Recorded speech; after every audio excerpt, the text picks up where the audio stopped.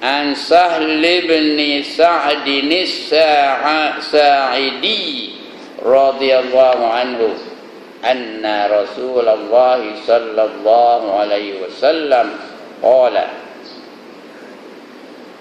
la yudrikni zamanun aw la tudriku zamanan la yuttaba'u fihi al-alimu wa la yustahya min al-halimi qulubul a'ajimi wa alsinatuhum alsinatul arab. Dari Sahal bin Sa'ad. Sahal bin Sa'ad ni seorang sahabat ya, As-Sa'idi. Gelaran itu As-Sa'idi radhiyallahu anhu berkata, yang cakap ni Sahal bin Sa'ad ya. Berkata Rasulullah sallallahu alaihi wasallam, ataupun bersabda Rasulullah sallallahu alaihi wasallam. Kalau Rasul bersabda, kalau Allah berfirman, kalau Raja berkisah, kalau Jibril cakap, kalau Ustaz cakap, tak ada pula Ustaz bertitah, ataupun Ustaz apa, bersabda, tak ada, berfirman, tak ada, Allah saja berfirman ya. Itu hebatnya bahasa Melayu ni tau. Bahasa Arab tak ada, qala aja. Bahasa orang putih tak ada, say aja, he says, he said, itu aja. Bahasa Melayu ni dia lain-lain. Kalau raja lain. Kalau raja sakit panggil apa? Gering. Kalau raja mandi apa? Bersiram. Jangan pula mat bersiram, tak ada ya. Betul lah kata dia ya. Jadi itu hebat bahasa Melayu ni. Raja lain, Allah lain, Nabi lain, orang kebanyakan lain. Baik, berkata Sahal bin Sa'ad tadi As-Sa'idi radhiyallahu anhu berkata Rasulullah sallallahu alaihi wasallam bersabda, nampak Rasulullah bersabda, ya Allah, apa kata Rasulullah? Ya Allah, jangan kau temukan aku dan mudah-mudahan kamu, iaitu sahabat, tidak bertemu dengan suatu zaman di mana para ulama sudah tidak diikut lagi. Ulama tak nak diikut. Yang diikut siapa? Yang diikut siapa? Artis-artis yang diikut. Style rambut artis diikut. Lagi style suara artis diikut. Style slang artis diikut. Style pakaian artis diikut. Sampai meluru atas pentas nak memeluk artis dari Korea.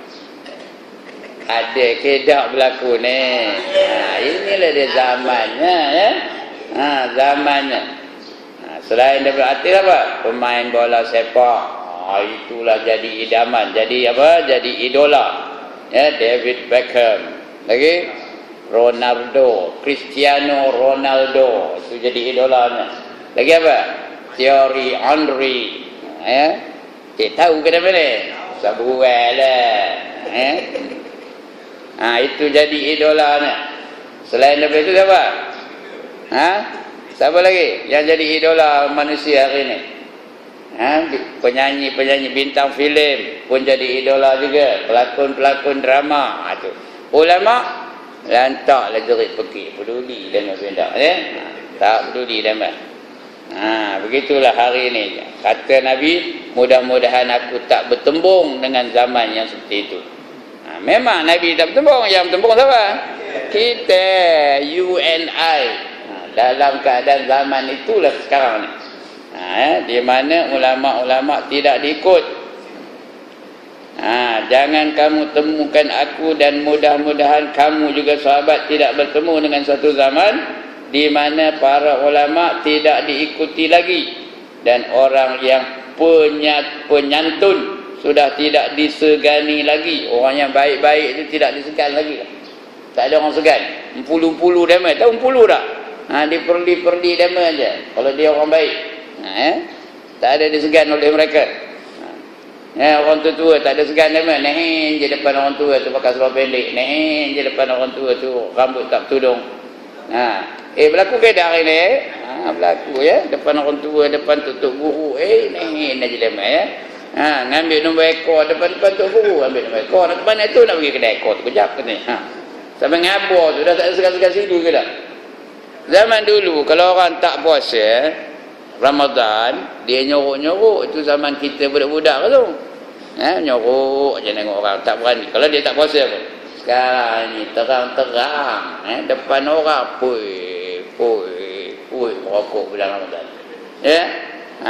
Sekarang ni saya tak tahulah, zaman saya duduk Gopeng tu kedai kelang kabut tu penuh. Tahu kedai mana kedai kelang kabut? Bulan Ramadan kedai kelang kabut tu penuh. Dia memang tak puasa dari pagi lagi situ. Pam sembang. Tak tahu nama? Tak tahu nama kedai kelang kabut. Ya Allah, tu depan market lama dulu. Sekarang ni bukan market ni, market lama dulu. Tu.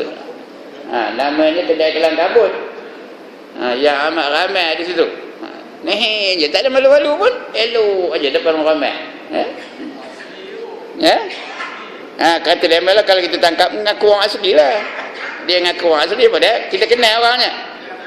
Bukan tak kenal. Kalau tak kenal boleh dia kata dia orang asli. Jadi begitulah hari zamannya sampai sekarang ni. Dari dulu sampai sekarang ni zaman itu tu. Bila zaman tu bukan setahun dua tau. Kadang-kadang 50-60 tahun, kadang-kadang beratus tahun dia berlaku benda itu. Itu namanya zaman. Zaman tu satu tempoh masa yang agak lama. Mungkin satu abad. Tidak diikuti lagi dan orang yang penyantun tidak disegani lagi. Hati mereka seperti hati orang ajam. Orang ajam di non-Arab. Itu dipanggil ajam ya. Non-Arab. Macam kita sebut Muslim, non-Muslim.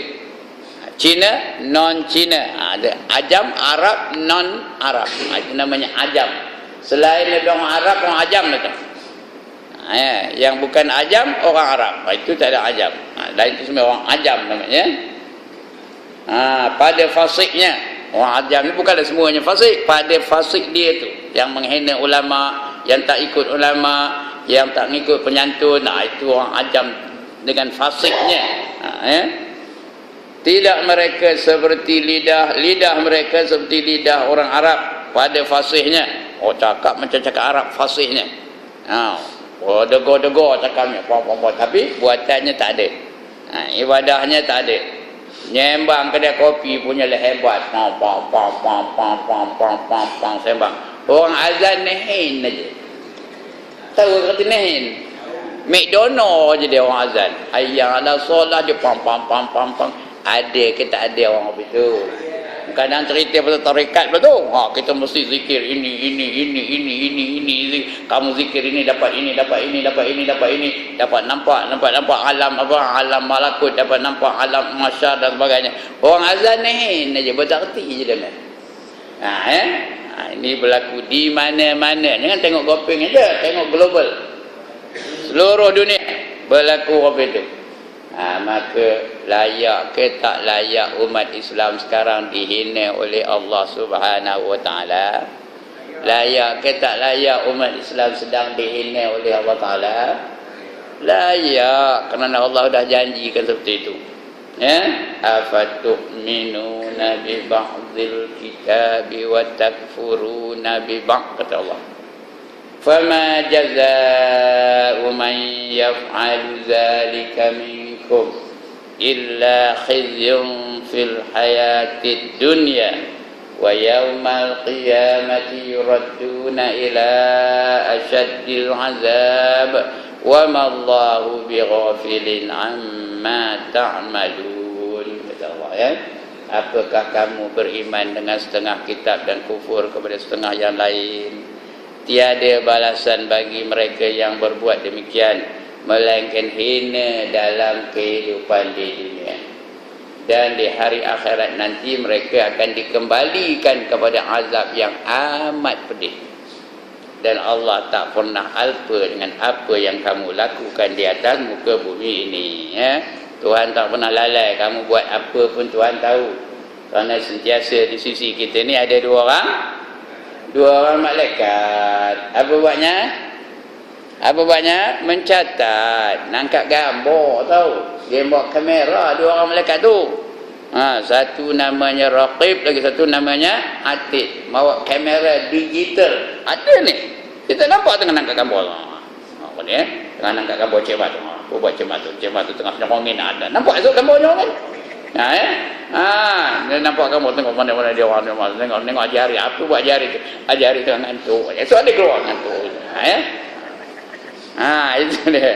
Mana nak lari, wa mallahu bighafilin amma ta'malun, dan Allah tak pernah alpa dengan apa yang yang dilakukan oleh manusia di atas muka bumi ini.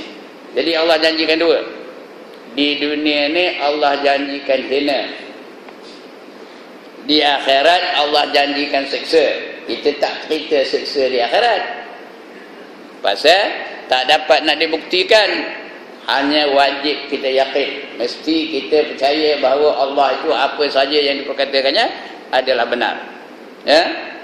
Tapi nak dibuktikan tak dapat, kerana mereka yang dah balik tu pun tak pernah ngabar pada kita. Aku tengah teruk ni ada siapa pernah dapat message SMS aku tengah teruk ni di akhirat? Ada tak?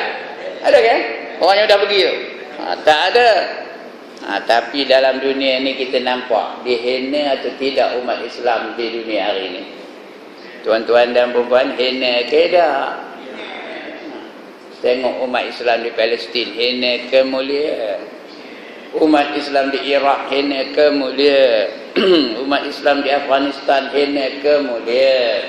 Umat Islam di India, hina ke mulia? Umat Islam di Burma, hina ke mulia?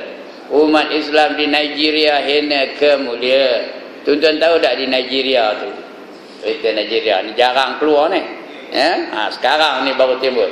Sekali dia bunuh demo umat Islam di Nigeria tu, tahu berapa orang? 2,000. Bukannya 200 ya. 2,000 bergelempang mayat orang Islam dibunuh oleh orang kafir. Mengapa Allah biarkan? Allah tak mampu ke nak membantu umat Islam? Boleh kalau Allah hendak, tapi sengaja Allah nak hinakan umat Islam. Kerana yang inilah perkataan ulama tidak diikuti. Orang yang menyeru kebaikan disangka kejahatan, disekat-sekat. Orang yang melakukan kemaksiatan disanjung-sanjung. Ini yang berlaku ni. Pasal itu Allah hinakan kita dalam kehidupan di dunia. Mana negara yang umat Islamnya mulia? Cek khabar kan? Mana dalam dunia? Cari mana negara yang umat Islamnya mulia. Arab Saudi mulia kan? Tak ada. Di Malaysia tengoklah macam mana ke akhlak-akhlak anak muda kita macam mana. Kita ni Johan Melaka. Patut bangga lah Johan Melaka ya. Johan buang anak lagi, Johan lepak lagi, Johan merempit lagi. Johan apa lagi? Johan Bosia lagi, Johan Bohjan. Dua-dua itu cakap Cina yang Johan yang orang Melayu yang Islam. Nampak? Johan lepak. Johan itu tentulah Johan rasuah. Johan apa lagi? Johan dadah, nombor 1 dadah lah ya. 85% penagih dadah sekarang ini ialah anak-anak Melayu yang beragama Islam. Hina kemulia. Ngapa hina? Kerana Allah sengaja nak hinakan kita ya? Sebab itu kalau kita hendak kembali mulia, kena kembali kepada Islam. Come back to Islam in every aspect of life. Faham ke mana? Ingat tak reti cakap orang putih ya? Come back to Islam in every aspect of life. Daripada sekecil-kecil perbuatan sampai sebesar-besar perkara, kena ikut cara Islam. Itu yang kita selalu buat Maulidur Rasul tu. Mengapa? Supaya kita jadikan baginda itu sebagai contoh, sebagai suri tauladan. Nak kita ikut kerana baginda itu orang yang terbaik dalam segala bidang kehidupan. Guru yang terbaik siapa? Nabi Muhammad sallallahu alaihi wasallam. Pendakwah yang terbaik siapa? Nabi Muhammad sallallahu alaihi wasallam. Suami yang terbaik siapa? Nabi Muhammad sallallahu alaihi wasallam. Pentadbir terbaik siapa? Nabi Muhammad sallallahu alaihi wasallam.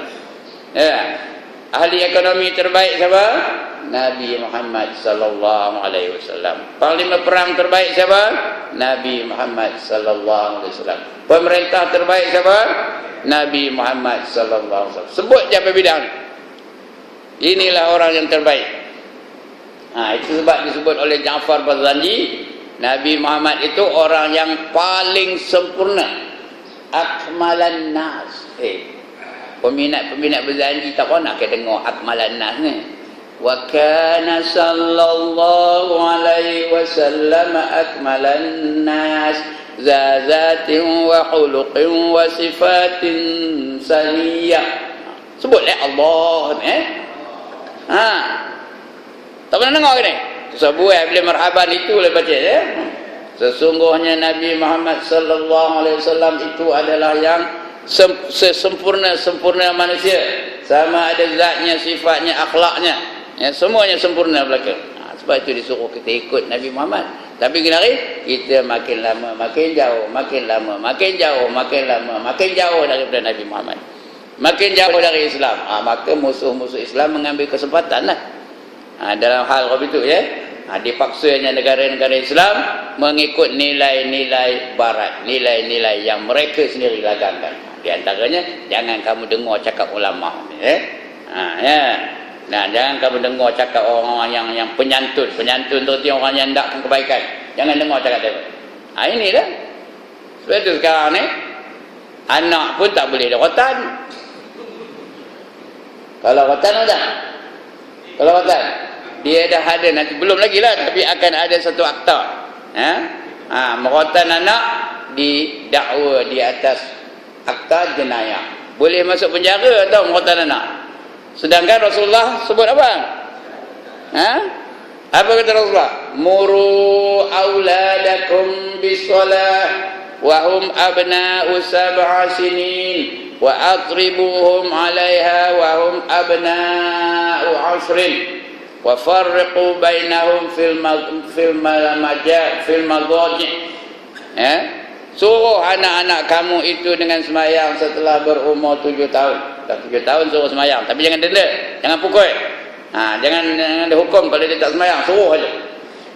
Balik tanya, dah semayang belum? Suruh dia semayang belum? Kata, suruh kan. Kalau dah umur 10 tahun tak semayang, wa adribuhum, denda, pukul mereka tu dengan rotan lah. Selalu mak bapak muka dengan rotan lah. Itu Rasulullah suruh. Tapi ada pula akta yang melarang pakai rotan. Itu sebab ada dalam Facebook, rotan tak boleh, dia letak ni ke gaji. Kamu siap dia. Kamu tak ikut cakap aku potong kepala kamu. Kanak-kanak tu ikut cakap dia. Itu saja dia melawak tu, nak memperli undang-undang yang bakal dikubal. Melarang mak bapak untuk merotan anak-anaknya. Ini yang berlaku hari ini. Kerana dipaksa oleh Human Rights Organization, tahu? NGO yang mempertahankan human rights. Seolah-olah merotan anak tu satu kezaliman namanya. Tapi yang lain tu digalakkan pula. Lesbianism dibenarkan. Lagi? Gay dibenarkan. Tahu apa gay? Dia tak tahu apa gay. Dibenarkan pula. Inilah yang berlaku hari ini. Zaman itu sekarang dah sampai ke kita. Malanglah kita duduk dalam zaman yang seperti itu. Yang lebih baik, yang paling baik zaman siapa? Zaman Rasulullah sallallahu alaihi wasallam. Dan juga zaman para sahabat. Zaman salafus soleh namanya. Benda itu tidak terfikir oleh mereka. Akan berlaku benda-benda yang macam sekarang ni berlaku ya. Baik, hati mereka seperti hati orang ajam pada fasiknya. Zaman kita ni bukan salafus salih, namanya halafut salih. Halafut salih, halaf tu yang terkemudian. Ya, salih tu arti yang jahat-jahat, majoritinya jahat-jahat belaka. Itu zaman fasik belaka tu. Hari ini kalau orang fasik tak ada rasa apa pun. Tak ada geli-geleman kita menhidak nengoknya pun kalau dia fasik. Kalau orang umur 73 pakai seluar pendek, tak ada rasa apa pun orang nengoknya. Ya dah, orang je nengok. Tahu ke siapa orang umur 73? Baru lepas bedah jantung tu. Tak tahu tu orangnya. Pakai seluar pendek. Apa dah? Ada tak orang kata, cukup tujuh lah tu bangkai kalau pendek lagi. Ada tak orang kata begitu? Tak ada. Bagi salam lah tu. Bagi salam pada. Assalamualaikum Ustaz. Pakai kalau pendek. Biasa aja dah. Wanita tak bertudung, ada ke yang dah rasa geling-geleman nengoknya? Ada ke? Ngelembung aja rambutnya. Elok benar kopek je. Malahan dimuliakan pula tu. Dimuliakan pula kalau dia tak bertudung. Begitulah hari ini maksiat-maksiat yang kefasikan tu berlaku hari-hari tanpa dipedulikan oleh sesiapa. Tapi orang yang hendakkan kebaikan, orang yang nak mengamalkan sunnah macam dicerca, dihina. Itu sebab kalau satu orang perempuan tu pakai purdah apa itu macam datang ke market pakai purdah macam tu macam semua orang mati tengok dia aja. Macam pelik aja. Macam pelik aja tengok orang pakai purdah. Sedangkan zaman Rasulullah pakai purdah ni bukan benda pelik. Benda yang biasa aja berlaku ketika itu. Tapi hari ini yang biasa buka tudung. Yang pakai purdah heran orang pelik. Apa hal ini, hantu ke dia katanya? Orang katanya hantu. Masa dulu ingat dah, tu saya pakai purdah pakai tudung aja keluar demi apa? Hantu apa? Hantu kom-kom. Ada orang dengar tak? Hantu kom-kom kata dia. Inilah zaman-zaman yang sedang berlaku ya. Jadi lalu mereka seperti lidah orang Arab yang pada lidahnya fasih macam orang Arab juga. Fasih bercakap, kalau bercakap tentang Islam hebat. Tapi perlakuannya tidak menggambarkan keislaman yang ada pada dirinya. Nanti di akhirat besok Allah akan tanya, lima taquluna ma la taf'alun. Ngapa kamu pandai bercakap aja tapi kamu tak pandai berbuat? Kabura maqtan indallahi an taqulu ma la taf'alun, kata Allah ya. Akan sangat besarlah kemurkaan Allah bagi mereka-mereka yang hanya pandai bercakap tapi tak pandai berbuat. Cakap aja hebat, tapi buatnya tak ada. Itu dia berlaku zaman sini itu ya. Baik, kita baca keterangannya Pak. Mungkin zaman sekarang ini sudah mendekati keadaan yang telah digambarkan oleh Rasulullah sallallahu alaihi wasallam. Bukan saja mendekati, sekarang ni sudah apa? Sudah terbukti, sudah nampak kita perkara yang dikatakan disabdakan oleh Rasulullah itu sedang berlaku sekarang ni. Kerana Rasulullah tu dia bukan cakap ikut hawa nafsunya. Ya, dia cakap ikut apa? Ikut wahyu yang diwahyukan. Betul baginda itu shadiqul masduq. Apa artinya? Yang benar lagi dibenarkan. Karena dia itu Rasul mustahil mereka itu berdusta. Karena sifat Rasul itu yang wajib diantaranya apa? Nombor satu yang wajib apa? Siddiq. Apa arti siddiq? Benar. Rasul itu benar pada perkataannya, benar pada perbuatannya, benar pada akidahnya, pada i'tiqadnya benar. Tak pernah Rasul itu menyeleweng dari kebenaran. Sama ada perkataannya, perbuatannya ataupun sikapnya, mesti dalam kebenaran saja. Bila Rasulullah kata jadi itu jadi itu. Ini dia. 1400 tahun sudah dari ramal oleh Rasulullah. Sebenarnya itu bukan ramalan, itu wahyu. Dalam Quran Allah sebut, wa ma yantiqu 'anil hawa in huwa illa wahyun yuha. Rasul itu tidak bercakap mengikut hawa nafsunya, tetapi apa saja perkataan Rasul itu adalah wahyu yang diwahyukan kepadanya oleh malaikat Jibril. Jadi sebab itu bila Rasulullah kata jadi itu. Benda itu pasti akan berlaku. Itu sebab dia dibaginya 40 hadis hari zaman ni 40 aja. Yang sebenarnya bukan 40. 4,000 pada apa saja yang disabdakan oleh Rasulullah. Dia pilih 40 ni aja. Kenapa? Kata Imam Nawawi, barang siapa menghafal 40 daripada hadis Rasulullah sallallahu alaihi wasallam, dia dijamin masuk ke dalam syurga. Jadi tuan-tuan balikkan hafal lah satu. Nak syurga ke tak nak? Kali lagi, nak syurga ke tak nak? Nanya orang sana pula, nak syurga ke tak nak? Atas? Apalah. Ini dia. Dia. Sini dia katanya mungkin sekarang ni, bukan mungkin lagi dah. Pastilah tu ya. Sekarang ini sudah mendekati keadaan yang telah digambarkan oleh Rasulullah sallallahu alaihi wasallam ini. Masyarakat sudah agak jauh dari para ulama. Ulama dah tak ada diikutinya. Lebih malahan Quran pun tak ada diikut orang dia. Ada seorang Perdana Menteri British zaman perang salib dulu, tahu? Perang salib tu peperangan antara orang Kristian dengan orang Islam. Ada seorang Perdana Menteri British namanya Harry Gladstone. Dia bawa Quran ke parlimen. Dia angkat Quran tu.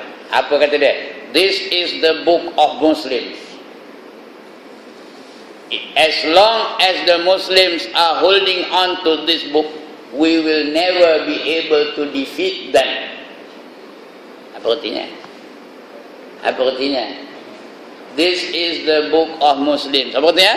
Ini buku orang Islam. As long as the Muslims are holding on to this book, selama mana orang Islam berpegang kepada buku ini, we will never be able to defeat them. Apa dia? Kita takkan berjaya mengalahkan mereka. Jadi nak mengalahkan orang Islam bukan dengan berperang. Apa nama? Buat acara-acara yang menjauhkan umat Islam daripada buku ini. Buku ini buku apa? Al-Quran.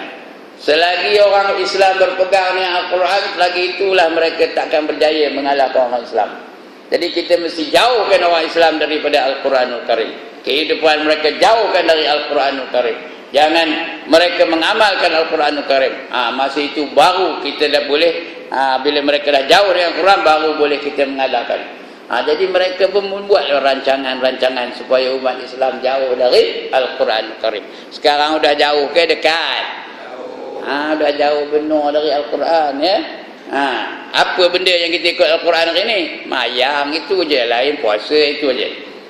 Yang lain-lain tentang lain tak ikut Quran dah. Ekonomi tak ikut Quran, akhlak tak ikut Quran, pakaian tak ikut Quran, ya, kehidupan tak ikut Quran, kemasyarakatan tak ikut Quran, keluarga pun tak ikut Quran. Jadi udah umat Islam ni jauh benar dari Quran. Kita ni kalah ke menang sekarang ni? Kalah ya, kerana senang aja orang kafir tu memanipulasikan. Ini hebat sikit perkataan dia, memanipulasikan fikiran umat Islam. Udah berlaku ke belum sekarang ni? Inilah sekarang ni sedang berlaku. Mereka memanipulasikan fikiran umat Islam. Ada yang faham tapi dianggap sebagai pengganas. Ada yang nak mempertahankan Islam tapi dianggap sebagai pengganas. Tuan-tuan, ada tak baca rasanya Tok Imam? Luki ke macam Tok Imam lewat? Khutbah yang terbaru. Tak ada ke? Macam mana yang berlaku di Paris tu, di Charlie Hebdo tu kan? Ada.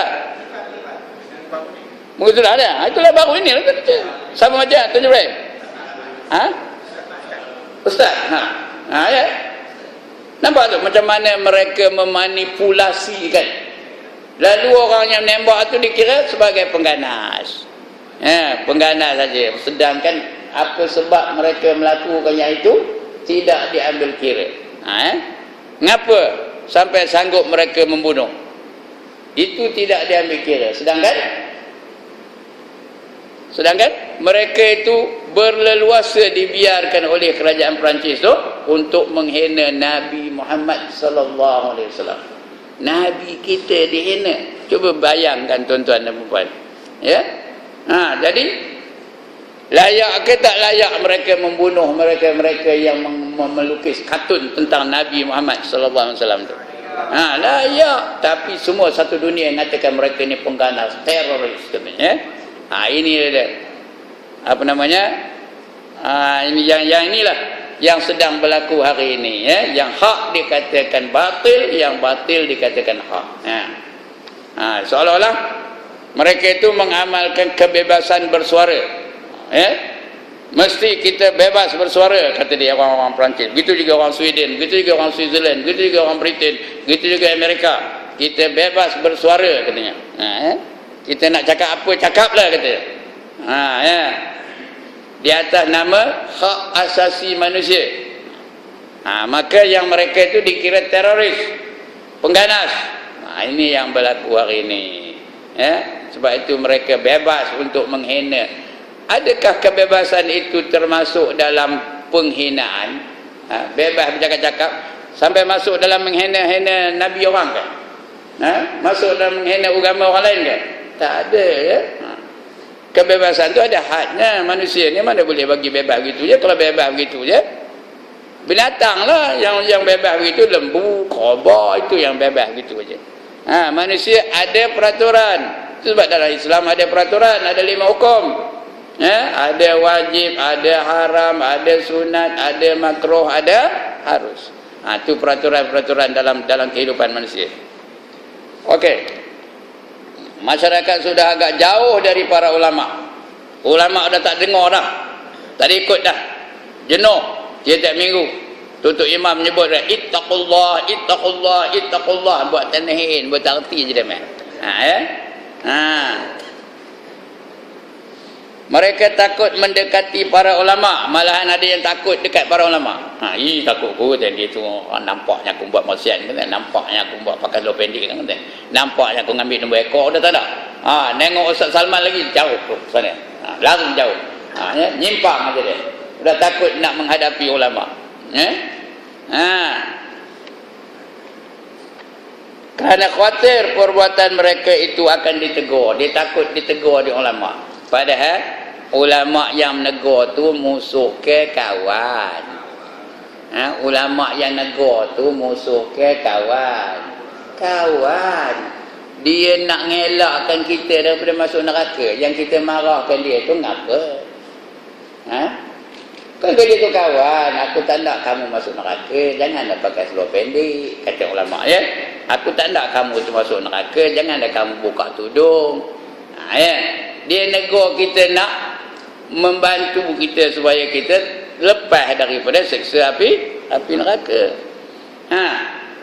Tapi dia dianggap musuh hari ni. Ulama-ulama yang menegur tu dia anggap musuh, digam, tak dibenarkan. Ingat ada satu orang ulama namanya Syekh Nuruddin Al-Banjari. Tak ingat ke nama?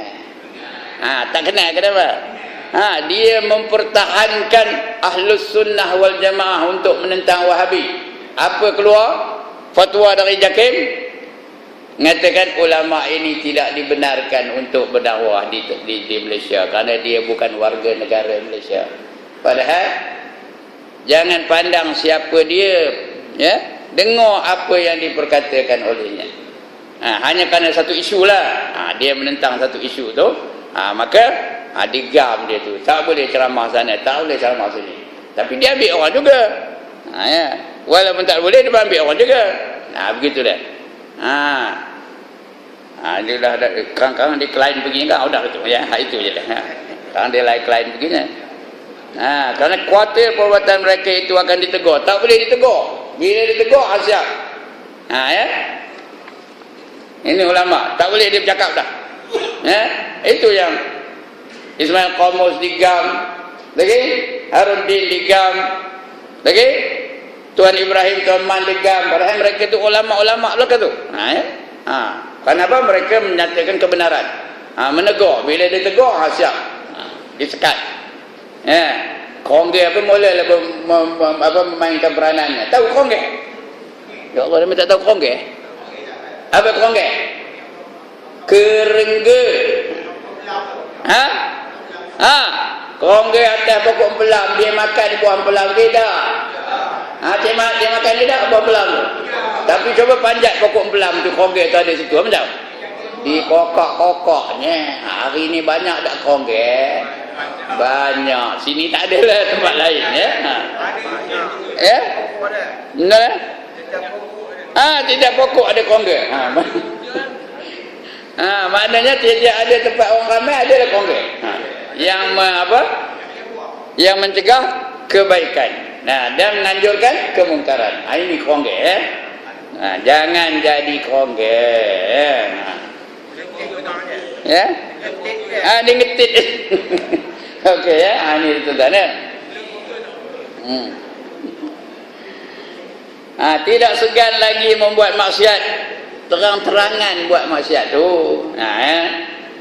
Walaupun di hadapan orang yang tinggi akhlaknya, kadang depan ulama tu dia buat maksiat ni lagi Terkadang sengaja perkara maksiat itu dibuat di hadapan para ulama untuk menyatakan rasa ego dan sekaligus untuk menyinggung perasaan mereka.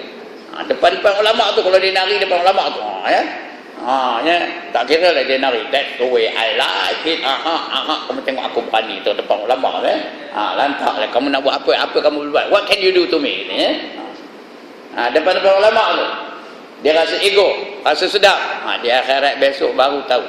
Orang yang sombong, orang yang ego, orang yang takabur dalam dunia ni, esok dibangkitkan Allah rupa semut. Tahu? Macam semut. Lepas itu diletak dalam konde. Lepas itu dilepaskan semut tu di jalan raya, tempat orang lalu lalang di akhirat tu. Atau orang nampak semut, apa buatnya? Apa buat? Dikacak-kacak dia orang lah. Kalau dia ego, kalau dia sombong, kalau dia hack, kalau dia action benar dalam dunia ni, esok jadi macam semut, dikacak-kacak oleh orang.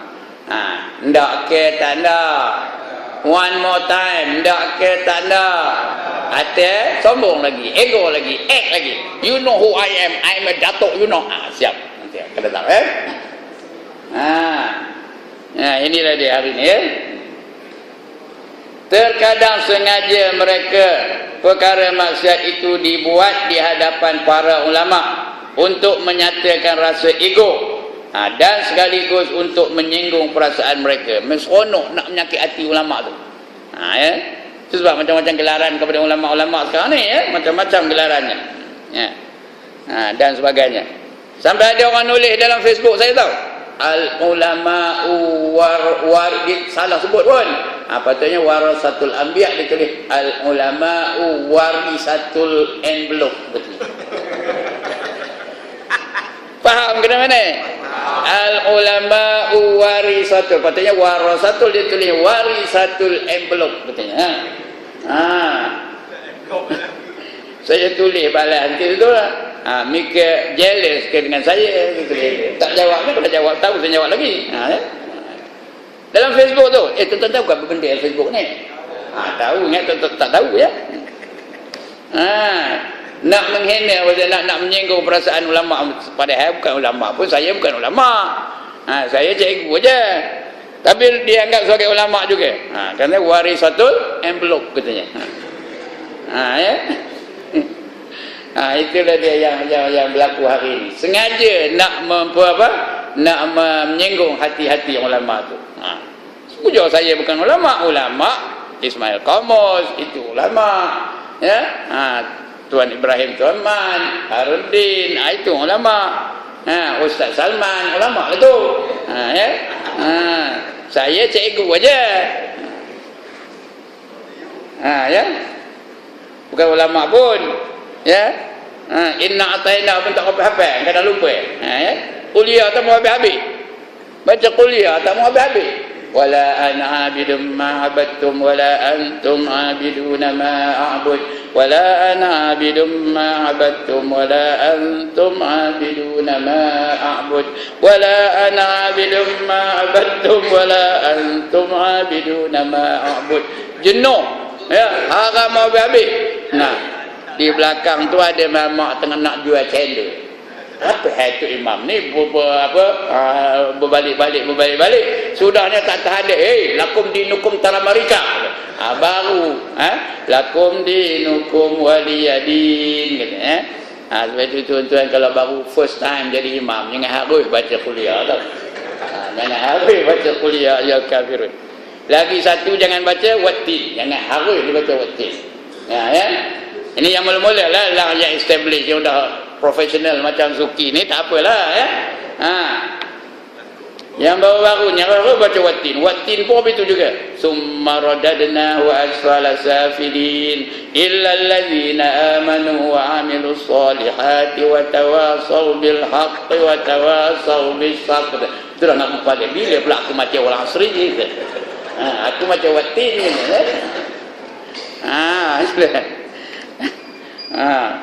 Okey. Supaya nak menyinggung perasaan mereka.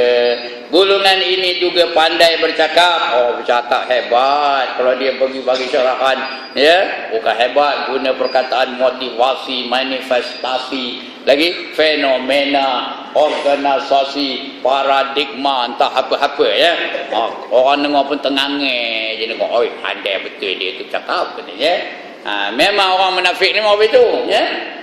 Bila kita dengar cakapnya tu, kita kagum dengan perkataan-perkataan yang digunakan oleh mereka. Fasih sungguh-sungguh.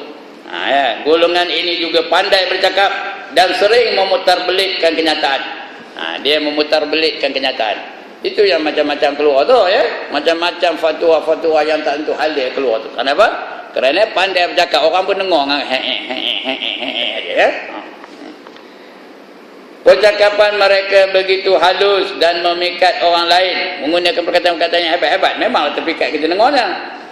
Padahal hati mereka adalah hati harimau. Kita ingat dia tu baik benar, kita ingat dia tu nak memimpin kita ke arah kebaikan. Tapi rupanya hati mereka hati harimau. Harimau apa kerjanya? Harimau apa kerjanya? Nak nokam orang aja. Itu harimau. Padahal kita ingat dia bukan nak nokam kita, kita ingat dia nak nolong kita. Padahal dia nak merancang untuk memusnahkan kita. Yang bersedia untuk menerkam, itu koja rima, bersedia untuk menerkam dan memangsa musuhnya. Ini yang berlaku zaman itu. Sudah berlaku ke belum? Sudah, sedang berlaku sekarang. Mudah-mudahan kita sedar benda ini berlaku dan kita kembali kepada Islam. Itu mesejnya pagi ni tu aja. Kembali kepada Islam in every aspect of life. Dalam tiap-tiap kehidupan kembali kepada Islam. InsyaAllah lepas itu selamat kita di dunia dan selamat kita di akhirat. Rasanya udahlah tu, ya. Sudah 7.30 dah pun. Benda itu pun dah bunyi tadi. Tadi. Dia pun dah tengok jam nantilah. Udah kan belum bila lagi nak berhenti dah. Ini berhentilah ni, ya. InsyaAllah akan datang kita akan baca Islam nama saja. Ini hebat ni, ya. Yang ini hebat ni. Jadi bulan depan jangan tuang, ya. Cerita ni hebat. Nama aja Islam. Nama Ibrahim tapi perangai Ibrahim. Itu akan datang insyaAllah. Okey, ada masalah? Sila. Kuat sikit saya pekak.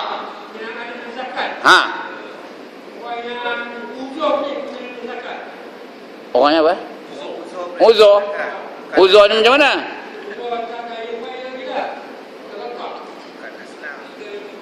Kalau dia miskin, tak cukup haul, tak cukup nisab, tak adalah wajib zakat. Zakat ni ada nisab. Nisab tu dia punya ceiling, dia punya had. Ya? Sekarang ni saya tak tahu berapa entah, 13,000 ke? Ya. 13,000. Siapa ada 13,000 dan lebih, wajib dia berzakat. Walaupun dia tak lalu bangkit, tak lalu apa. Dah simpan setahun itu, ya. Haulnya setahun. Ada 13,000, wajib dia zakat. Ya. Menerima 8 golongan tu. Menerima zakat. Bolehlah kita bagi dia layaklah menerima zakat. Bolehlah bagi zakat. Tapi kalau dia uzur dan miskin, dia bukan ada syarat uzur dah. Syaratnya miskin. Fakir miskin. Itu ya. Yang pertama fakir, yang kedua miskin, yang ketiga mu'allaf, yang keempat orang yang berhutang, ya. Ada 8 asnaf itu, ya. Kalau dia masuk dalam itu, bolehlah dia menerima zakat. Boleh kita zakat pada dia, ya. Sahlah tu, ya. Lagi?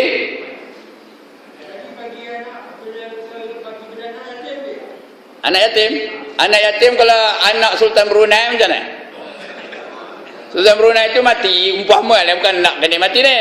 Dia ninggalkan anak, layak menerima zakat ke tak? Ngapa tak layak? Dia 10 orang yang terkaya dalam dunia, mana layak menerima zakat?